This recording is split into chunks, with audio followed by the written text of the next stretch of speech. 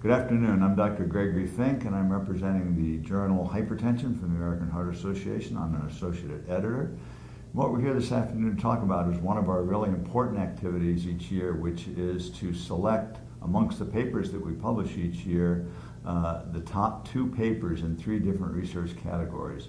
One category is basic science, one category is clinical science, and one category is population science. So in this session, we're going to talk with one of the winners in the basic science category.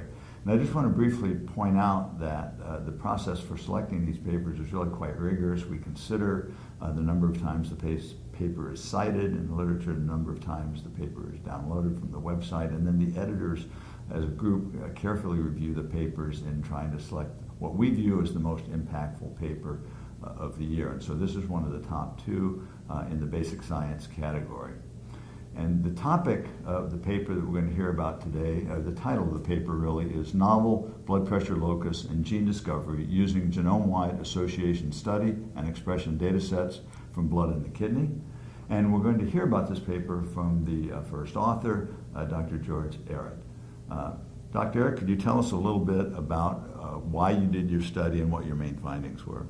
Of course. First, thank you very much. I'm very honored to receive this award. Thank you.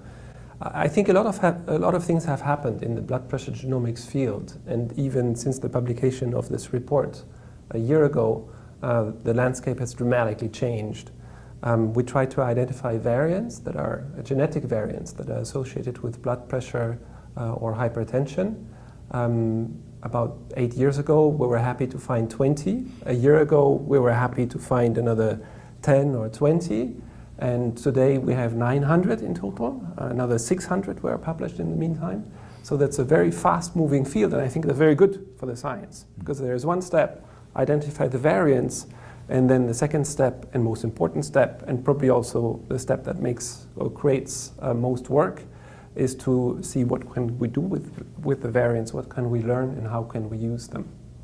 So for the finding the new variants, and obviously the progression's been incredibly rapid, how in the future will that information potentially be used to help manage hypertension? So for me, there are 3 main avenues for that. I think the first avenue is first to better understand where hypertension comes from.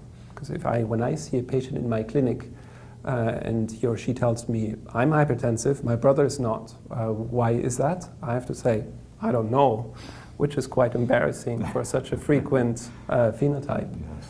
And that's one of the hopes, to say, to identify organs, tissues where hypertension might take its origin. Another part is to enrichment analyses, pathway analysis, other analyses that might not only identify tissues or organs, but specific pathways where the pathology might happen. And then the third part, which is not relevant yet, but that might come, particularly with the high number of variants that is being identified, is to be able to predict one day. Is that really useful? I'm not so sure, because blood pressure is easy to measure, but perhaps. I have to ask you if you see the future leading to even more acceleration discovery of variants. Do you think we're close to discovering all the variants there are that relate to hypertension? Personally, I think we're still in the infancy, because if you observe attentively the 900 variants described so far, they're to a large extent high-frequency variants, meaning in the population these are alleles that are very frequent, 10%, 5%, a couple that are a little lower frequency, but all high frequency. To capture even lower frequency variants that might have larger effect sizes, we will need even higher sample sizes, although 1 million as a sample size, as in the last report, sounds quite good, even exaggerated for some in population sciences, but you lose such a lot of power doing the large number of tests that you perform that very large sample sizes beyond 1 million are necessary. Wow, that's incredible.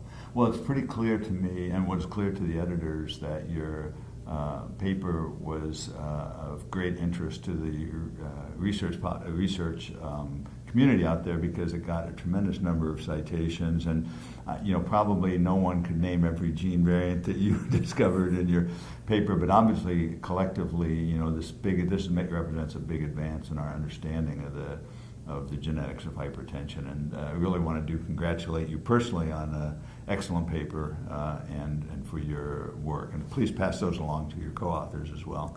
I think that's important. This is a group activity. There are lots of authors on these papers. And myself, my colleagues, we all thank all the many international and national collaborators very much for contributing data, ideas, goodwill, and also funds. This is perfect and absolutely necessary for that kind of work. Thank you very much. Fantastic. Thank you. Thank you, Dr. Fink. You're welcome.